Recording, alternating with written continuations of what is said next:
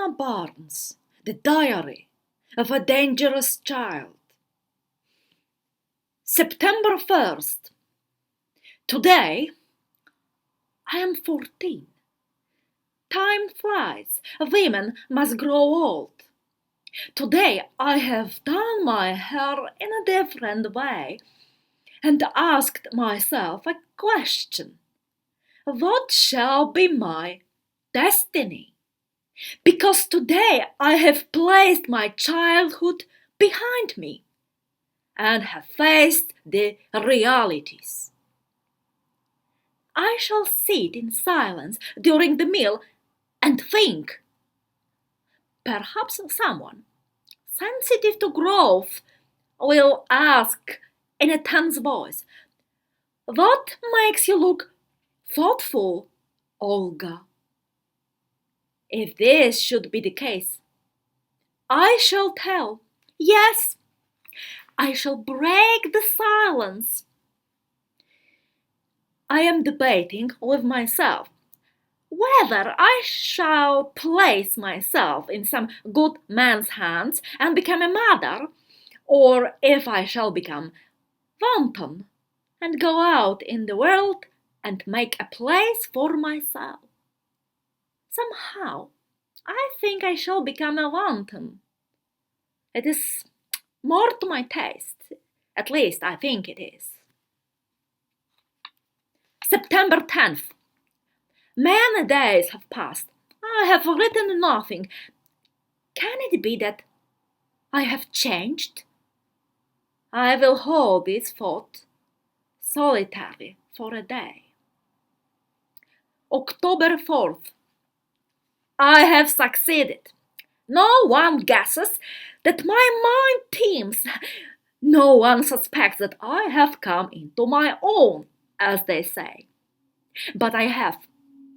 I came into it this afternoon when the diplomat from Brazil called.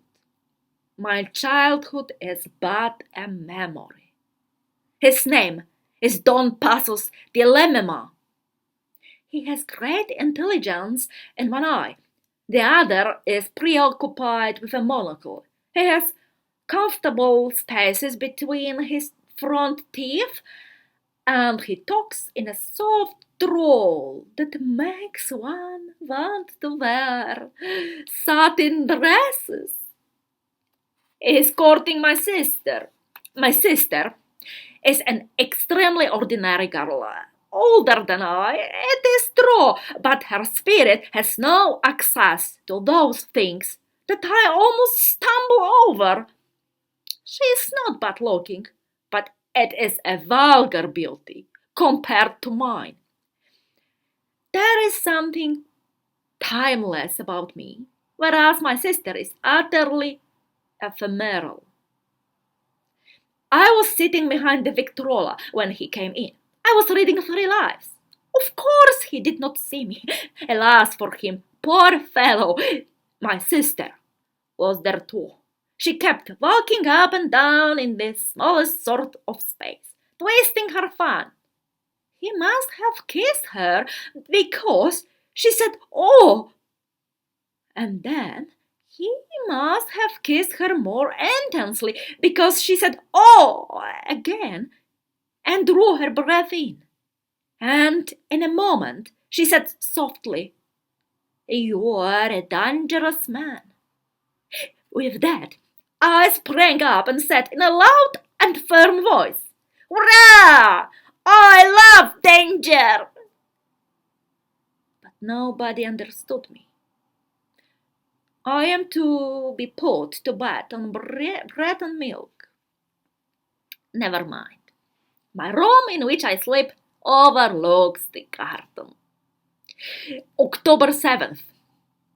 I have been too excited to make any entry in my diary for a few days. Everything has been going splendidly. I have succeeded in becoming subterranean. I have done something delightfully underhand. I bribed the butler to give a note to Don Passos de Lemema. and I frightened the groom into placing at my disposal a saddled horse, and I have a silver-handled whip under my bed. God, help all men! This is what I intend to do. I am going to meet Don Passo's dilemma at midnight, at the end of the arbor, and give him a whipping. For two reasons. One, because he deserves it. Second, because it is Russian. Yes, at the full of the moon, Don Passo's dilemma will be expecting me. His evil mind has already pictured me falling into his arms, a melting bit of tender and green youth. Instead, he will have a virago on his hands. How that word makes me shiver. There is only one other word that affects me as strongly, a vixen. These are my words. Oh, to be a virago at 14. What other woman has accomplished it? No woman. October 8th. Last night arrived. But let me tell it as it happened. The moon rose at a very early hour and hung a great cycle in the heavens. I stood on the balcony and suffered side face. The silver light glided over the smooth balustrade and swam in the pool of gold fishes. In one hand, I held the silver-mounted whip. On my head was a modish, glazed riding hat with a single loose feather falling sideways.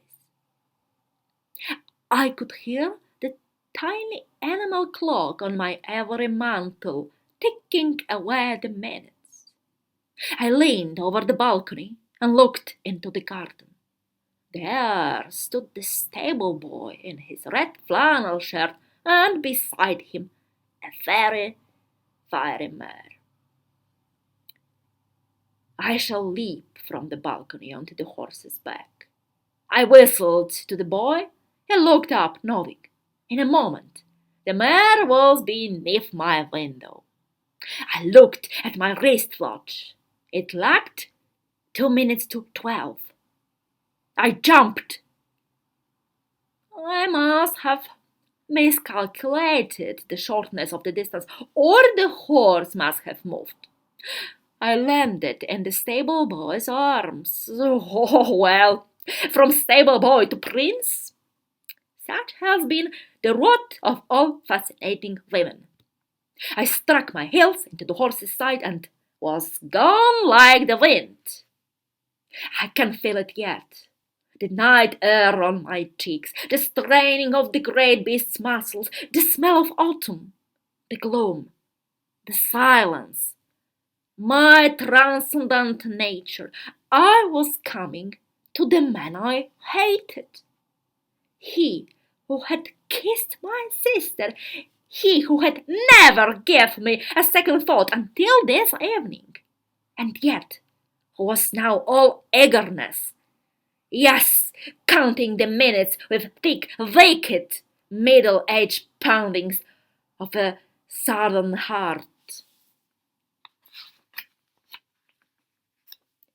When one is standing between life and death, they say, one reviews one's whole childhood. One's mind is said to go back over every little detail. Anyway, mine went back. The distance being so short, it went back and forth. I remember the day I was 14, only a little over a month ago. How old one becomes, and how suddenly! I grew old on horseback, between 12 and 12:1. For at 12:1, precisely, I saw the form of Don Passo's dilemma in the shadow of the trees, and my heart stopped beating.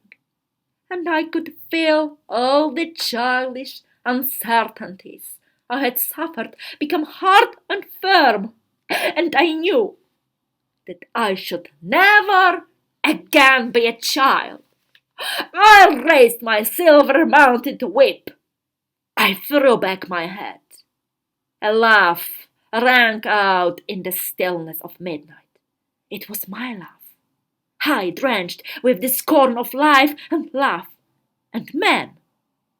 It was a good laugh. I brought the whip down. October 27th. I have changed my mind. Yes, I have quite changed my mind. I am neither going to give myself into the hands of some good man and become a mother, nor I am going to go out into the world and become a wanton. I am going to run away and become a boy. For this Spaniard, this Brazilian, this Don Passo's dilemma scorned my challenge. The fine, haughty challenge of a girl of youth and vigor. He scorned it. And cringing behind my mother, as it were, left me to face disillusion and chagrin at a late hour at night, when no nice girl should be out, much less facing anything. For as you may have guessed, it was not Don Passos who wrote to meet me. It was my mother, wearing his long Spanish cloak. November 3rd. In another year I shall be 15.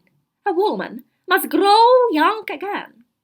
I have cut off my hair, and I am asking myself nothing. Absolutely nothing.